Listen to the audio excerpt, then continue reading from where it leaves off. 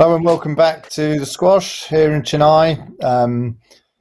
This is the second men's semi-final featuring Karim Hammamy from Egypt against Todd Harrity from the US. This promises to be a pretty good encounter with this is 2 and 3 seeds. They're close in rankings, and they've both been tested. Karim in particular yesterday against Mustafa El Sirti, which everybody was really looking forward to as an intriguing match, and I think this one will be too. It's quite a tough one to call. I'm Chris Ryder, and I'm joined today by PSA player Owen Taylor. Owen, how are you? I'm good, thanks, Chris. Looking forward to this match. Yeah, have you played either of these two? I haven't had the opportunity to play either of these two, but Karim was just above me in the junior age groups, so I grew up watching him play quite a lot at the junior events. Speaking yesterday, I watched him. Champion. Yes, yeah, I watched that final that he played versus Fares. I was speaking with Crossy yesterday about it, saying how they've both gone on in their careers and how obviously Fares has done exceptionally. And how Karim perhaps wasn't deemed to have done so well, but that's in comparison to obviously these Egyptians who've had astronomical rises to the top of the game very quickly. But if you compare him to some of his European counterparts, he's actually done pretty well. He's had a lot of success on the PSA World Tour. Yeah, it's a tough comparison for those Egyptian players, isn't it? When you look at things like World Junior Champions, and I was looking at the British Junior Open winners, the under-19s, and it was a run of Ramy, Mossad, Mohamed El Shabagi, Marwan El Shabagi, Ali Farag, Faraz Dasuki. I mean, they're all just steaming up there, aren't they? So I imagine the weight of expectation, winning major junior titles like that is huge. You know? Like you say, he's a very good player in his own right. Exactly, and I think this should be a really highly contested match. I'm not sure, despite Todd being the higher seed, I'm not sure he'll be going into this mentally thinking that he's the favourite. I think both players will be going into this expecting an extremely tough match. There's not much between them on the rankings. Yeah, I think Todd's been around that ranking for a few years now, isn't he? He's quite established there, and it's his consistency which keeps the top 50 ranking. And he is solid as a player, isn't he? He sort of does everything pretty well. Very good all-round player, I'd say. Yeah, there's another thing we bridged earlier in the week where what I said I liked about Todd is he's taken different opinions on from different coaches, moved around the world a bit, and really sort of refined his game. And he is solid as a player, isn't he? He sort of does everything pretty well. Very good all-round player, I'd say. Yeah, it's not. Yeah, there's another thing we bridged earlier in the week where what I said I liked about Todd is he's taken different opinions on from different coaches, moved around the world a bit, and really sort of refined his game. And he is solid as a player, isn't he? He sort of does everything pretty well.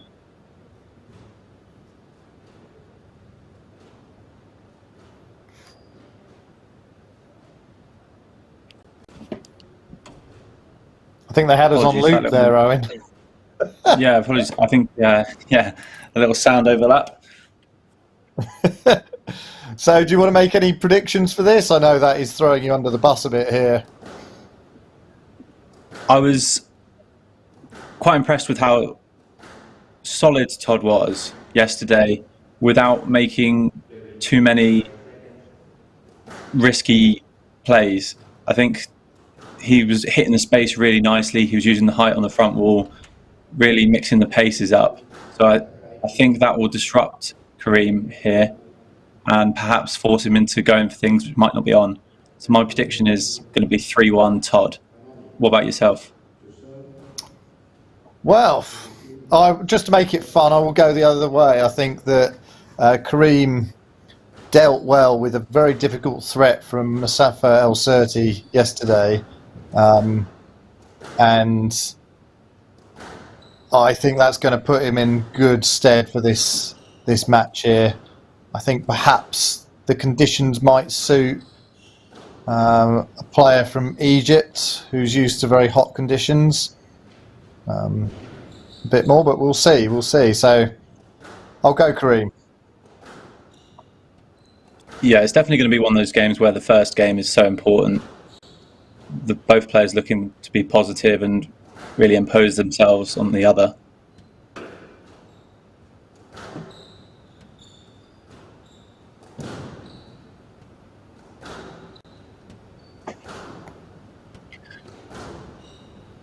One thing we did see yesterday with Hammamy was just the first couple of rallies in the first game were extremely scrappy. Both players just not quite finding their length and taking it in short too early, perhaps, in the rally. So it'll be interesting to see if he's adapted his game to play perhaps a more conservative American player here.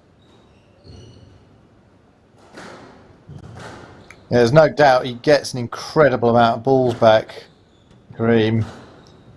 You know, he's very, very agile in his movement and elastic almost in his flexibility.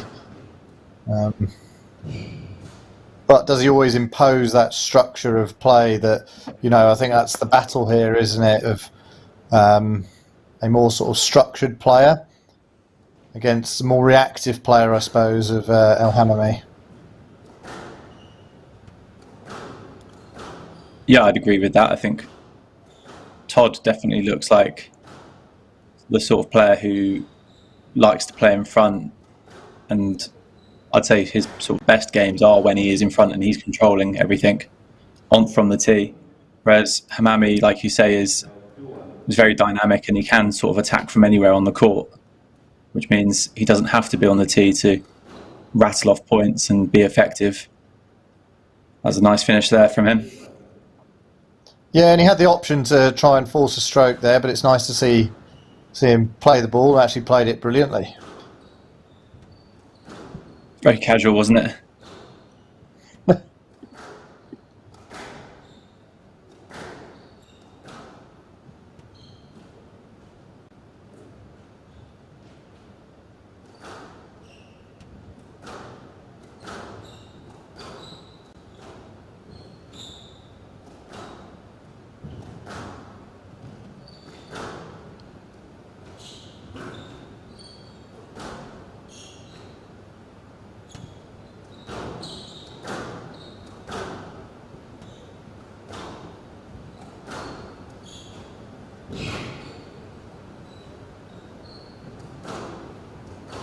I like the lifting here from Harrity. He's just gaining that control, isn't he, over the tee a little bit more by doing that. Doesn't always have to lift it, but he is doing it. It's buying himself time, and he's then trying to use his hold. He's in a bit of trouble there. Maybe one lift too many. Exactly, not quite the target he wanted off that one. A nice tight squeeze from Hammamy in the front of the court. It's interesting to see Todd's not taking it into the front of the court as perhaps aggressively as he was yesterday. I think maybe he might feel maybe under pressure by Hammamy's quality from the front in this game and looking to really make sure the opportunities he takes are clear cut.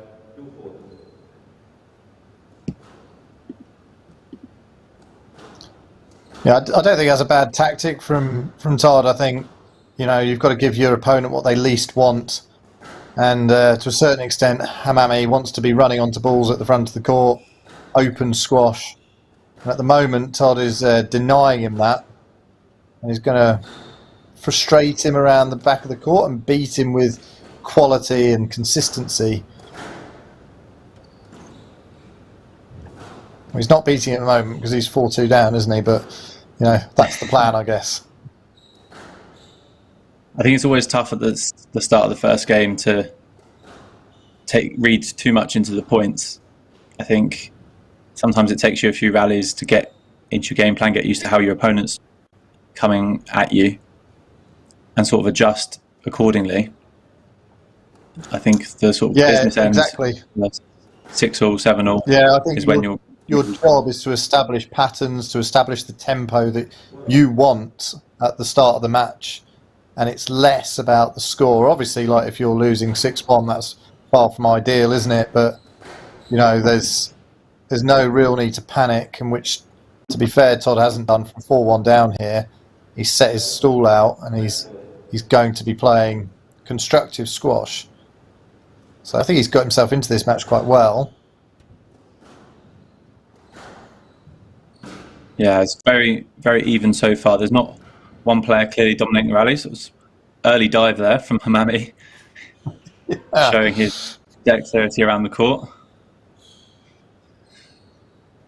He almost just gets up, slides in one motion, doesn't he? He doesn't spend any time on the ground there at all. Yeah, that was... some people just have got that diving ability, and it was never for me, really. I think if I go down like that. Yeah, I did do one once. I remember. Oh dear, it was more of a belly flop. I hurt myself, and I never did it again. It's an interesting debate, isn't it, whether diving is a good or bad movement quality? I do think it is an interesting debate. I mean, even though I never did it, I see that it's useful sometimes, but I think it's probably overdone these days. And actually, if you do move technically, we shouldn't dive very often at all. Maybe once every few matches would be probably sensible. Well, I mean, you've got to consider that some of the best movers on the tour, and look at Farag, who's just so smooth. You just very, very rarely see him dive, don't you? Gawad as well, Elias, all great movers. Yeah, but I wouldn't say Paul Cole and Joel Makin are terrible movers, and they both dive a bit, don't they? So, well, exactly. I think it's a different style of movement, though, isn't it? You're right.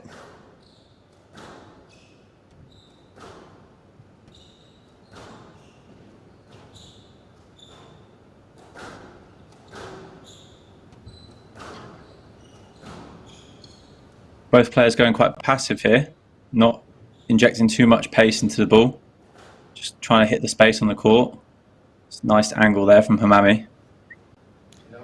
Yeah, and he set it up, didn't he? He set that up. Yeah, you're right. It was a passive rally, but then he took the initiative and went for a long-range forehand drop, followed by another one, and then a bit of skill. So he is willing to take on, difficult attacks from unusual places, and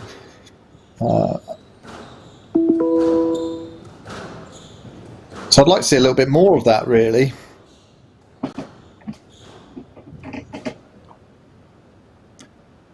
Yeah, it's just like there, for example, it's not letting those errors creep in when you are taking it in from behind someone.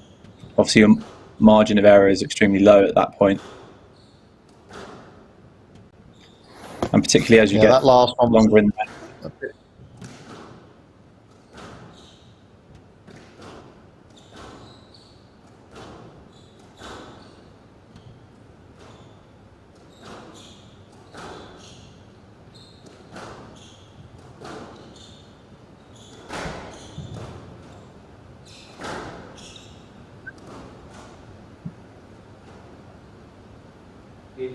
Interesting here. Hammamy was a few errors sneaking in. It was quite interesting to see how much they're rallying down the forehand side. It's pretty unusual, really, to do that. So maybe they both feel that the forehand on the opponent's a little bit weaker than the backhand. I'm not sure about that, but maybe they're just trying to avoid that backhand nick, which a lot of players seem to be catching, giving a few unpredictable bounces.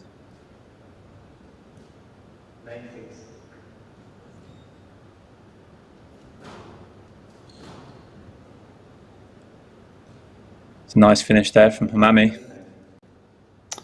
It is. There'd been 3 tins in a row before that, so Todd won't mind too much. 1 winner to 3 errors sort of ratio. He'll take that, and he probably feels like he's doing a good job of containing attacks and forcing his opponent to play the attacks from too deep in the court, or from an off-balance position.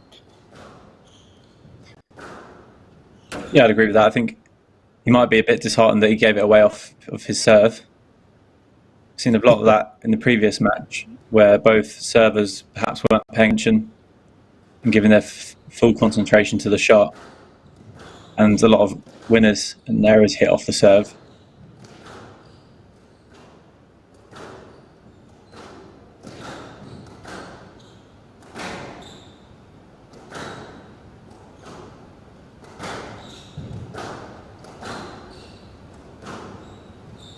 Tempo's just gone up a bit here. Important point. Todd's got to halt this comeback from El Hammamy.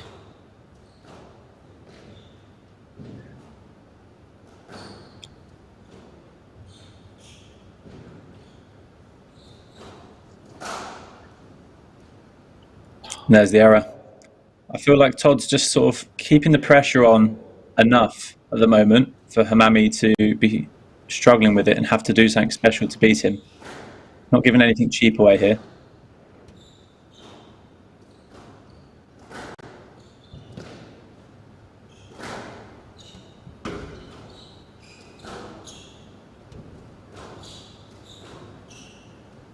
Good control on that backhand. Oh, nice.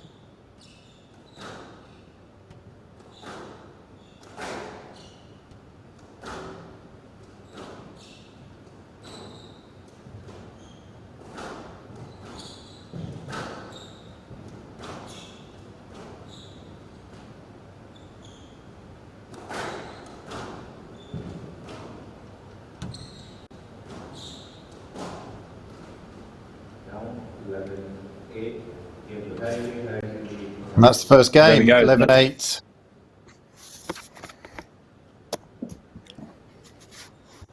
A lot of errors there from Hammamy towards the backhand game. Perhaps not always from a disadvantaged position either. Very unforced, some of them.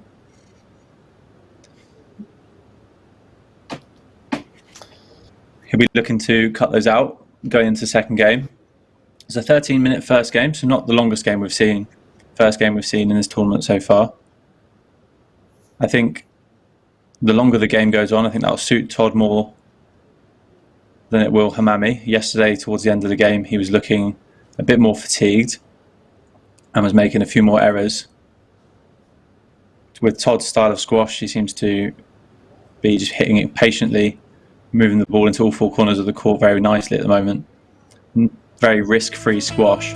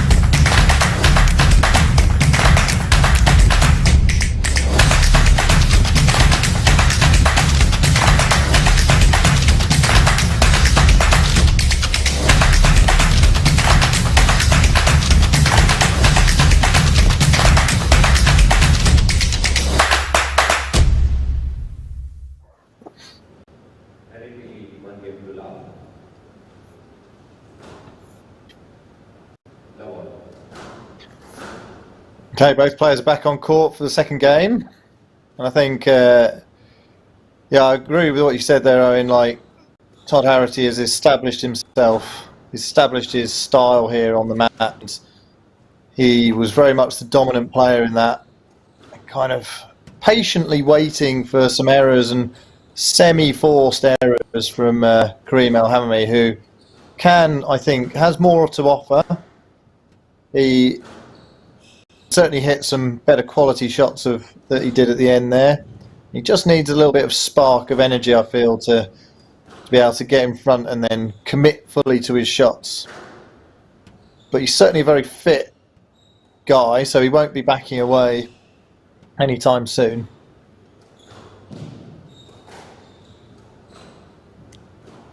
Yeah, I agree with you. It sort of almost looks like this passive nature of Todd is taking that spark out of Karim here.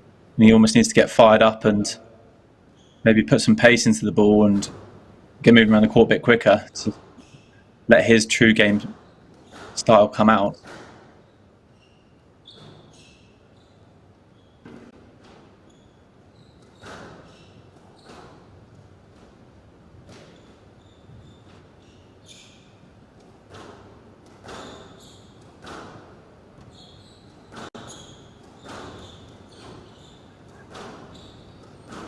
Still sticking with your prediction? I'm terrible at predictions. Well, I'll stick with it. Yeah, I mean, what you can't do is just jump ship, can you? You can't jump ship too early, so there's no need to panic yet. I don't think Karim will be panicking. But yeah, your prediction does look slightly favourable. Good thing we're not betting men, Chris. I'm certainly not terrible at that.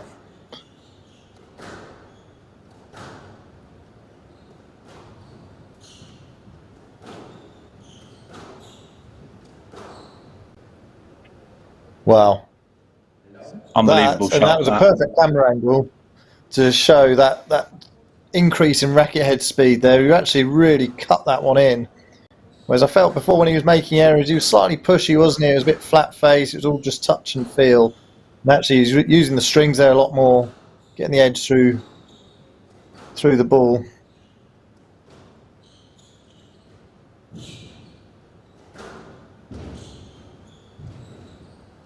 An example here of just how quick he is around the court, Hammamy, doing a diagonal there and just making it look easy. Yeah, he just sort of gets up from these very difficult positions and just makes it look so sort of nonchalant, doesn't he? He's it just almost just brushes it off. Yeah, I think you described it perfectly. It's just like elastic movement here, isn't it?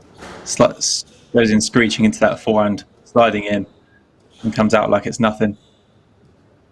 Yeah, very annoying to play. It must be like one of those dolls that you push over and they just keep bouncing back up.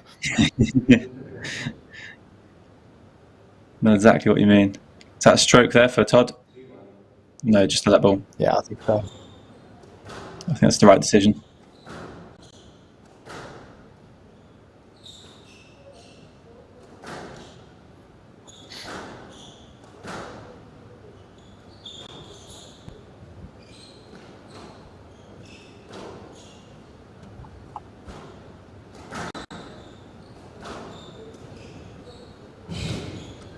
Nice variation.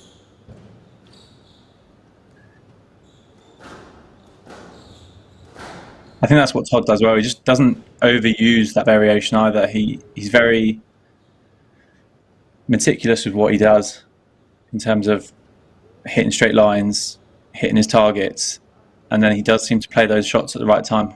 Catching Hammamy off guard there. Obviously, he got the ball back because it wasn't a winning shot, but it's great to put those movements into your opponent's legs, as they're the ones which fatigue you, doing them multiple times over a match. Yeah, it's changes of pace that hurt people a lot in squash, isn't it? It's not necessarily the highest pace player that is going to hurt you the most. It's the person who can set traps, and Todd is doing a good job here of sort of playing at a sort of high medium pace, and then he'll either slow it right down with those lobs or inject a change of direction or a slightly quicker shot or just get on the ball a bit earlier. And it's that sort of anticipation and trying to keep up with your own movement, your own split step around the tee, which is actually really tough to keep resetting when people are doing that to you. I think that's why people talk about having a rhythm when you're playing squash is so important. If you can find your rhythm in a game of squash, you're less likely to get tired because you'll be moving around at your own pace. And even if it is a faster or slower pace in patches, as long as you're the one who's in control of that and you're feeling good, you're not going to be fatigued. Like you say, it's when your opponent's controlling your movement. If you're trying to speed it up, they're slowing down, and vice versa. That's the ones which really hurt you.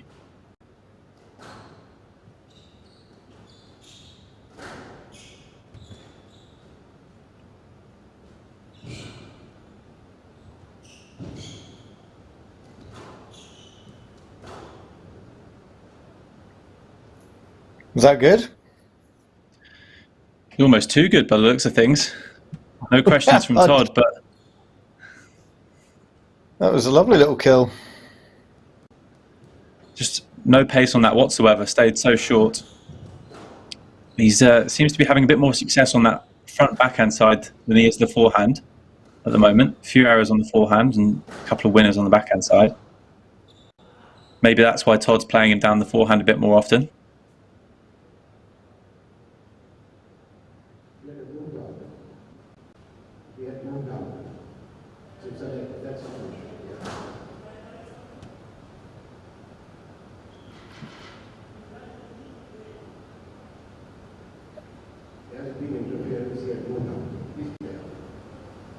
Right, so I presume that's a let, and he was after a stroke there because he felt that Todd was in his swing, but the referees deemed there's enough room to play that. And on the face of it, I think that looked like the right call by the ref. I think so. I think you've got to set that precedent early that you're not going to give too many cheap strokes early in the match, so you don't get players looking for them later on. If you encourage those to be played, I think as a whole you get a much better free-flowing game.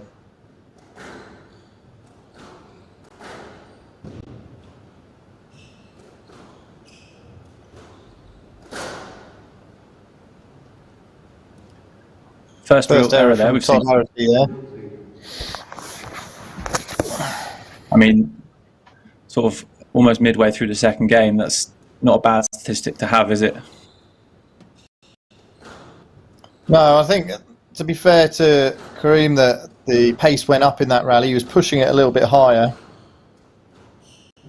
In general, I think it's going to suit him to have that faster pace and some quick exchanges around the front where he can use his reflexes and, you know, his fast hands, which he's definitely got. But that is not something he can afford there. That's yet another error on that forehand drop or volley drop from mid-court. Yeah, he is really, on that forehand side, he seems to be a bit impatient. He's really forcing it. I'm not sure. It's an incredibly difficult shot to play that while the ball is dipping anyway. I know he's got the racket skills and we've seen him play them before, but it's a very high risk, low return shot. Yeah, he's going for, like, typically there his mistakes are going for soft off soft, so he's trying to play a soft volley drop when the ball's got no pace on it. And that is technically, like you say, it's dipping, you know, he's asking a lot for himself. I'm not even sure it's the right shot when he had his opponent at the front of the court, but, you know, that's where his errors are seemingly coming from quite a lot at the moment, so he needs to sort that out.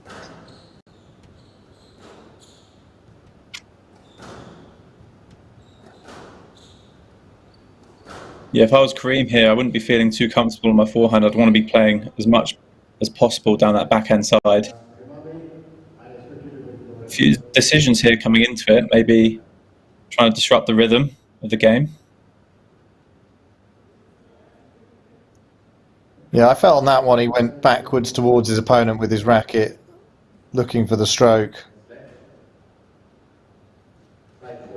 Yeah, it's just a simple let, that one, I think.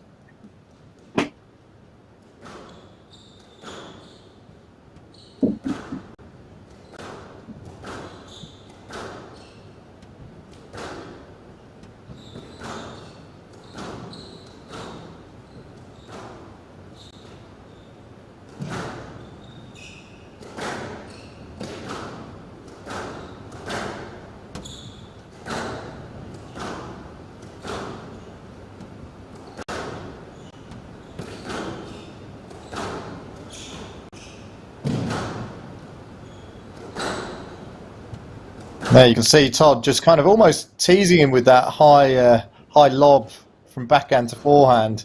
He's almost encouraging him, here we go, to play something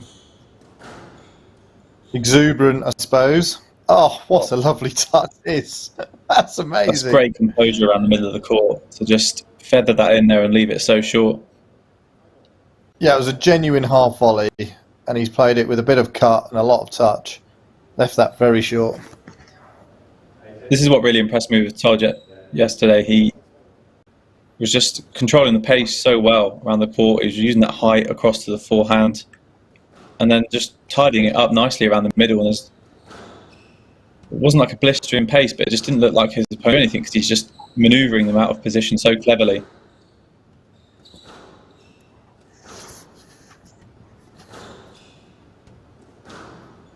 It's quite interesting as well because Abhay Singh, who did very well in this tournament, lost out in the earlier semi-final. He plays in a similar style to this, doesn't he?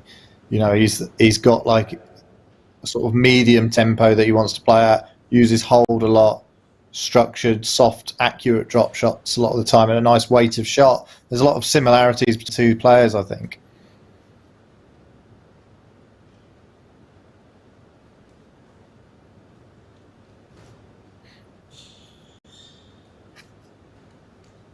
Todd's mopping technique leaving a bit to be desired there, I think.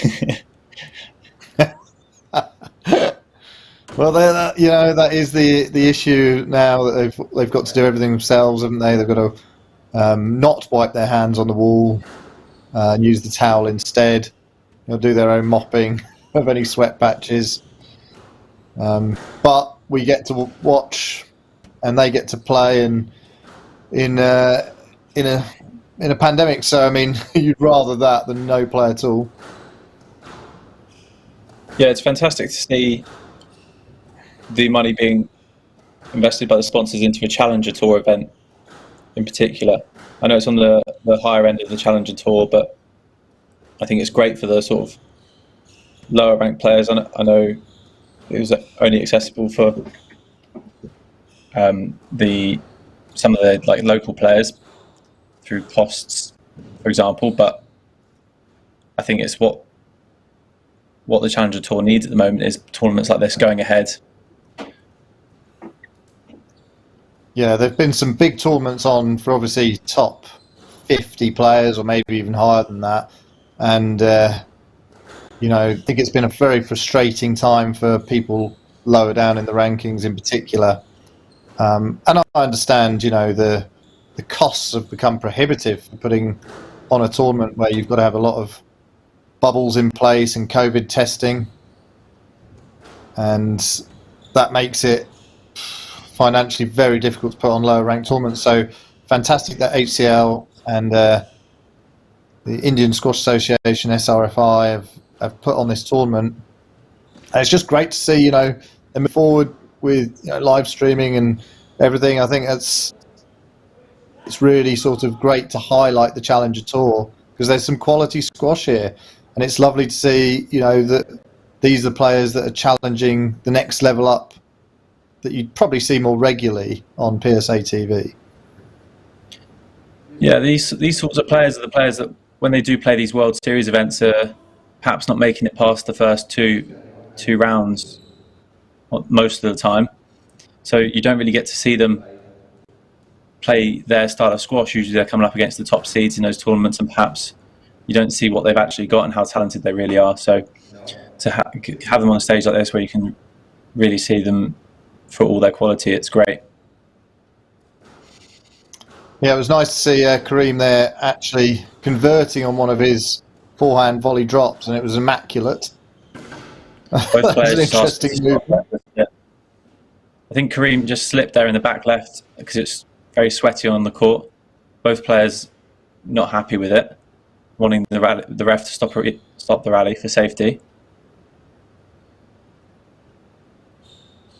Yeah, I just think that's frustration, isn't it, really, from Karim? He was under a lot of pressure and he slipped while he was under a lot of pressure. I mean, that's not really anybody's fault. I just think he's frustrated.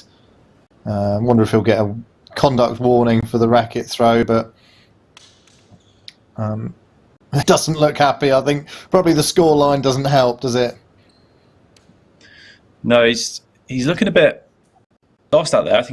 I know he's only 9-6 down, but his most of his points have come from speculative shots into the front of the court. He's not, I wouldn't say he was outplaying Harrity at the moment, and he needs to do something more if he wants any success in this match.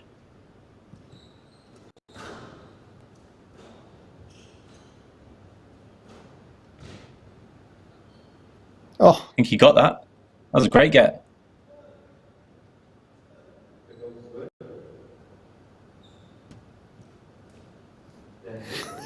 wow. Yeah, I mean, Karim hasn't said much because he knows he got it, didn't he? But, you know, he's probably just annoyed that he didn't follow up because he hit a couple of lovely shots, and that's a lovely shot.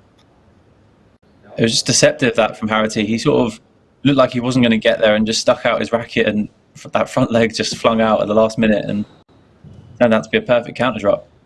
Here he is with 3 game balls.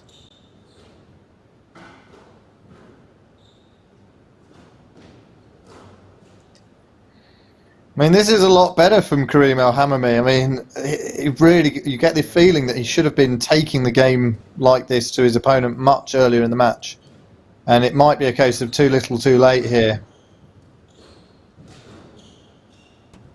Yeah, I agree. He almost just sort of turned it on as soon as he went game ball down here and played a bit more aggressively. And I think if he can almost get his mentality to play like that when he's not game ball down, he might find a bit more success here. I mean, there's 3 fairly quick points there. He's managed to claw back.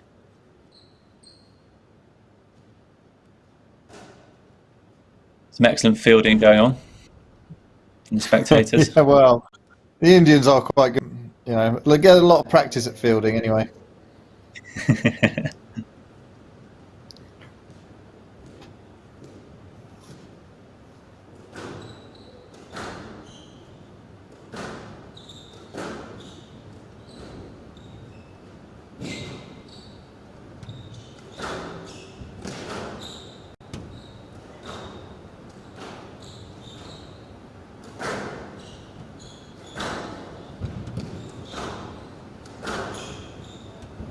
Harrity might be getting a bit edgy here, having lost the 3 game balls. Needs to just reset, get his game plan back, weather the storm of Hammamy. Yeah, that was a big point, and you know, that spark of life is what we were after, wasn't it? And actually, it gives me a bit more hope that there is still life in this match. You know, I think that if El Hammamy can play like that with much more positive intent, you know, actually commit to his shots a bit more, and rather than just kind of pushing it as drops, he's actually positively hitting through them when he's going to the front and then following them up afterwards, looking for that weaker return. You know, that is how he should be playing, and it's how he should have been playing from the start of the match. Can he come back on and prove that that's what he can do in the 3rd game? So 2-love to Todd Harrity here, all going to plan for him.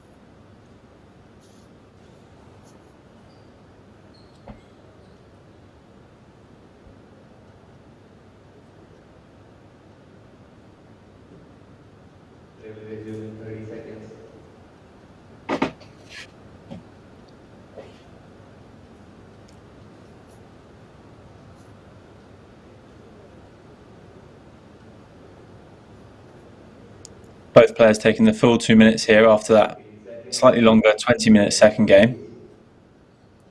think the slightly longer game time suggests what we were talking about, that Hammamy was perhaps a bit more in that second game. Looked a bit more promising towards the end. Hopefully he can sort of, despite that error on the last point, can carry that momentum he was picking up through to the start of this third game. Give us some more good squash to watch. Yeah, and I think if he does continue like that, then he might force Todd Harrity to change his game plan a bit. When Todd's been putting up some lobs, and he's almost encouraging his opponent to attack at points. But he's got to be careful of that. So if he finds his range, then you have to be really careful about lifting the ball out and hitting more cross court. So we'll see. We'll see. I mean, I'm encouraged to see that. I think this will be certainly more open.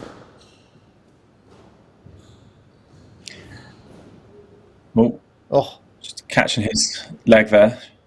Definitely an accident there. A let ball.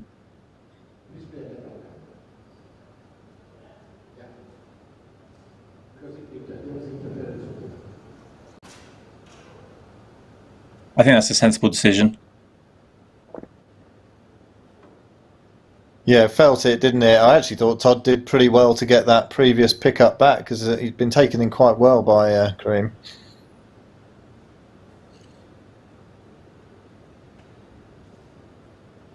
They want to make sure that this area of the court is actually not sweaty, because if you're doing a big lunge into that front backhand, you don't want to be slipping and going the full splits and overdoing it there for your hamstring.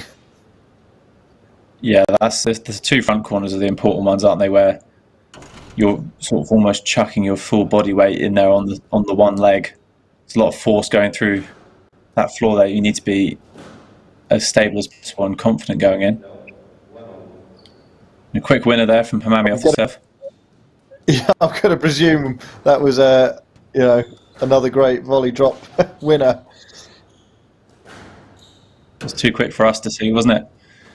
Yeah.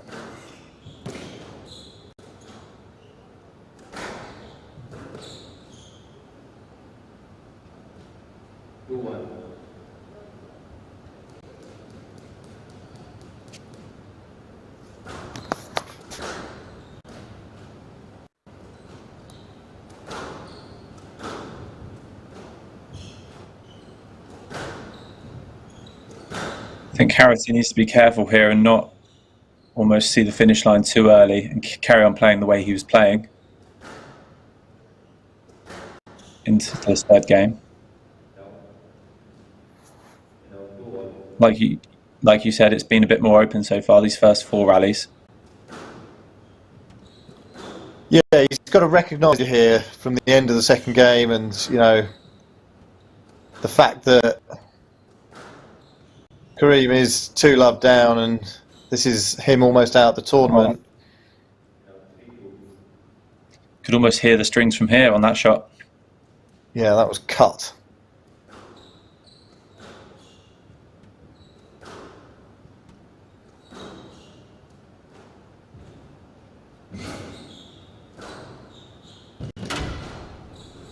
Done well to still be in this. He's forced the error there from Harrity.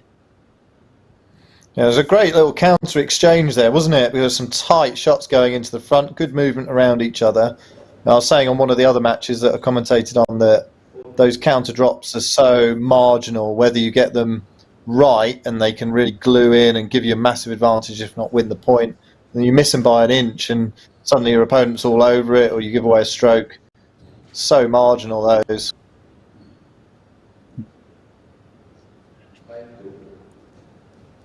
Hammamy taking a 5-2 lead here in this third game. Interesting to see how he's playing the ball more around the front. Todd going with him a bit more. Just needs to find his length again. But Hammamy's just hit a bit of consistency here with his short balls, and it's paying off.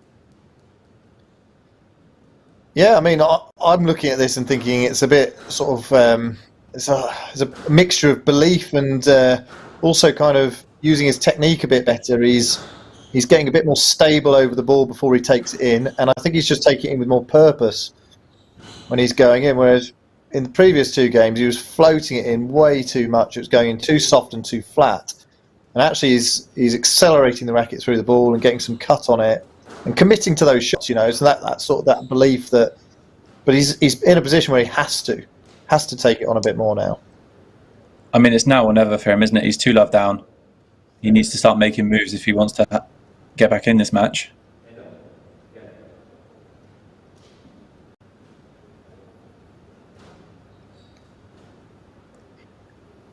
Interesting to see about how maybe as the ball softens up, it might suit Hammamy more.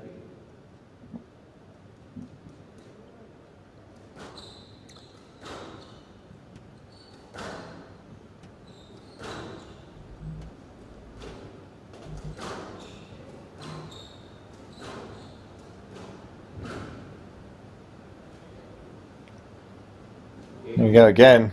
Being positive and being proactive. I mean, he's certainly finding his style that suits the match, maybe suits the court and the player. But is it too late? Has he left it too late? He's got to do this 3 times, and if he gets off to a bad start in either of the next 2 games, he could be in a world of trouble. And he hasn't won this one yet. I was just about to say it's not over the finish line yet. 8-4 it's a dangerous scoreline. It's a big point. This 9-4 and 5-8, 2 very different scorelines. There you go. Harrity takes the point. Nice tight squeeze on that backhand ball, forcing the error.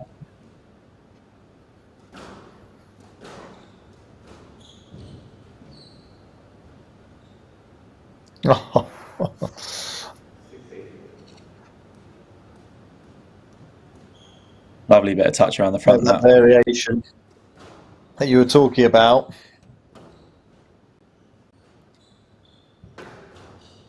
I mean, it was such a short swing on that forehand there, but he had so many options. He's got the lift, which he's been showing.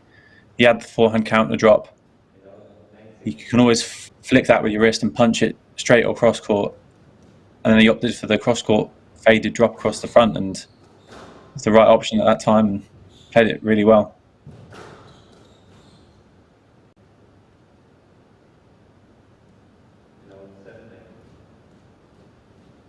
That one's coming off the frame a bit, but I'm sure he'll take it. It's 9-6 down.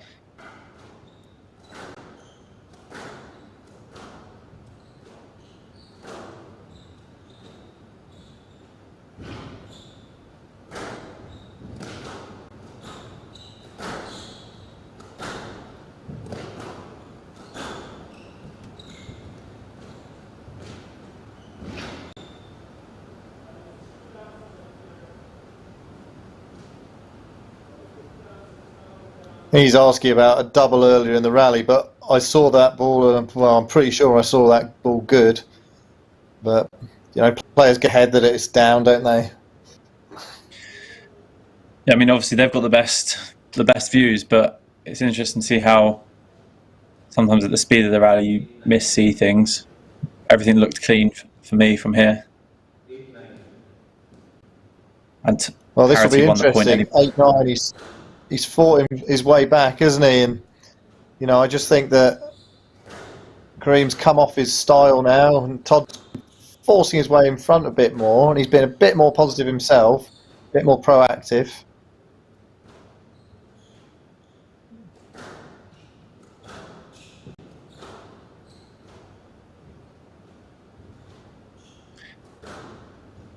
Oh, it's a great slam dunk there, mid-air. Yeah, and that's the danger, I mean, from Todd's style of play there, where he does lift quite a lot out the front corners. And, if somebody's going to go for it, well, you're putting it in their hands a little bit. So there is a bit of a danger there when your opponent gets on song. Yeah, up until this point, it's been giving him a lot of errors, so I can see why he is still playing it. But that's the difference in this third game. Just a few more errors sneaking in from Harrity, and Hammamy being a bit more consistent with his short balls, being a bit more aggressive in his style, really seems to pay off there.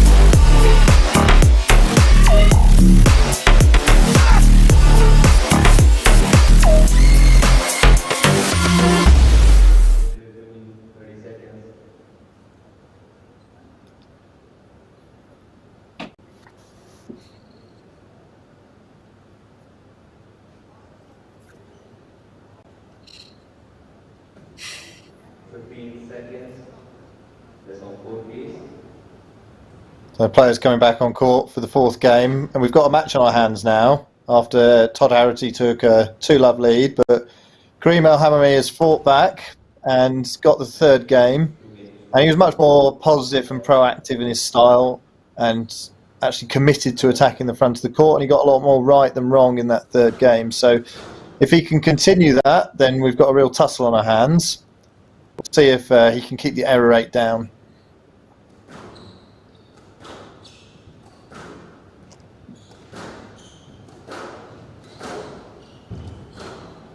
Yeah, it'll be interesting to see if Hammamy's got the physical side to his game to be able to keep that up for 2 more games. Sorry, Harrity's not going to make this easy for him. He's going to go back to how he was playing in the first 2 games, moving around the corners, really making that court big for Hammamy.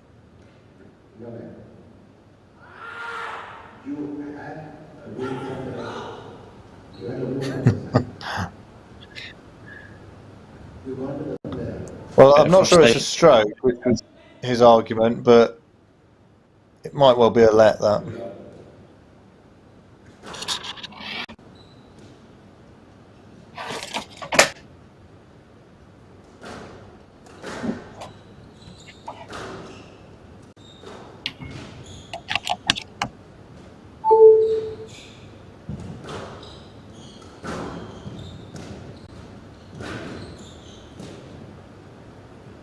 Oh.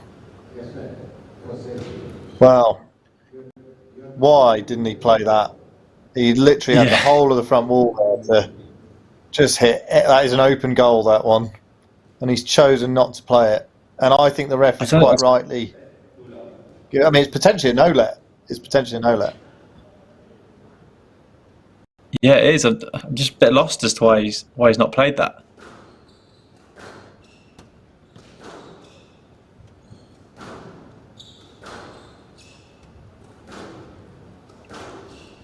Not the start he would have wanted here, Karim. No. He looks frustrated, doesn't he? Yeah, he's not looked comfortable all match here against Todd. He had a brief spell in that third game there where he seemed to be finding his range and rhythm around the court, but the start of this fourth game is back to how it was in the first 2.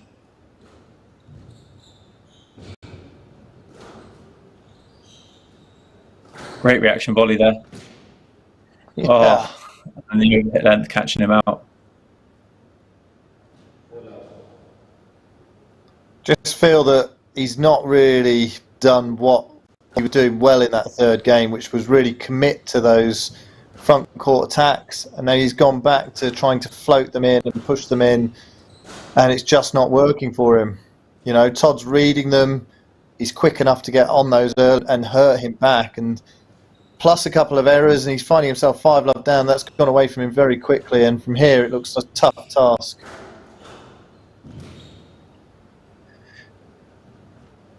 I mean, sure we've all been in this position as professional players when you just lose the first game and you lose a string of points, you're down. It's incredibly hard mentally to fight your way back into the match.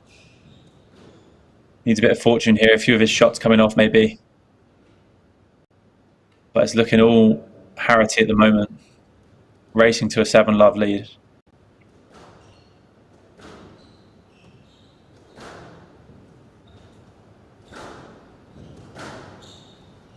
Of course, if he does win this, Todd, then he'll be playing an Indian player, Mahesh, in the final. That'll be a really good match, I think, having watched a lot of them this week. It'll be an absolute battle for the tee, that game. Both players like to step up and volley and control.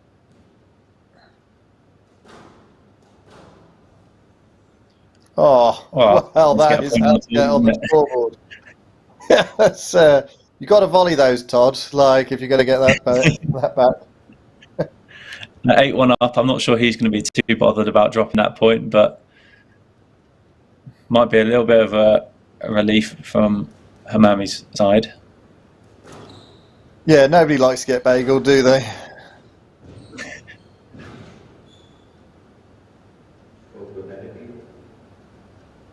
I mean, been very the writing's on the ruthless wall here.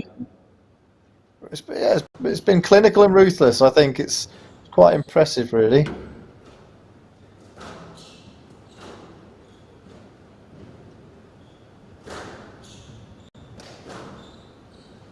Yeah, he's really not wanting to waste any time in this fourth game, is he? He's trying to get... He's on that ball. You can tell he can almost smell the victory. He's bounding around there looking really comfortable. And that gives him 9 match balls. Pros talk a lot about closing a match, and I think, you know, having lost a third game, that's quite a typical situation. And Todd has done it in some style there, hasn't he? So he takes the match 3-1, and he's into the final. An incredibly professional fourth game there from Todd. Hammamy just a bit frustrated with the referee. Those first couple of points in that game seemed to get inside his head, and he just lost his way for the rest of it. Couldn't afford to do that there. But that sets up the final for Mahesh versus Todd, and I think that's going to be one to look forward to tomorrow. Yeah, that'll be 1 versus 2 seed.